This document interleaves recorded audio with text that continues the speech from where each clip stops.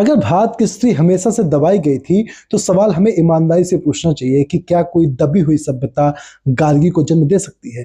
क्या कोई पितृसत्तात्मक समाज उभय भारती को शंकराचार्य का निर्णायक बना सकता है?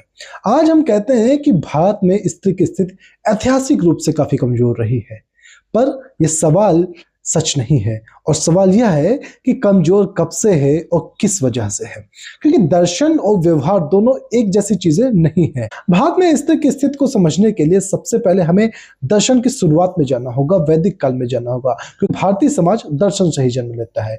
और वैदिक और उपनिषद परंपरा में तो स्त्री को अनुग्रह नहीं, अधिकार मिला है। बौद्धिक, आध्यात्मिक और सामाजिक रूप से ऋग्वेद में स्त्री को सम्राज्ञी कहा गया है, अर्थात केवल ग्रह की सदस्य नहीं बल्कि निर्णय और नेतृत्व का अधिकारी भी माना गया है।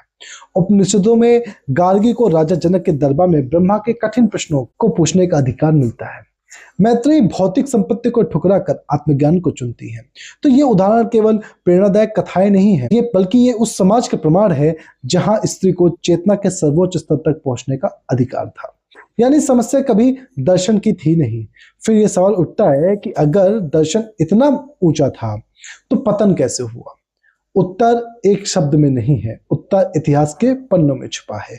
और इस प्रश्न का उत्तर जानने के लिए आप हमारे साथ जुड़िए और देखिए enriching minds with Neel Amit YouTube पर।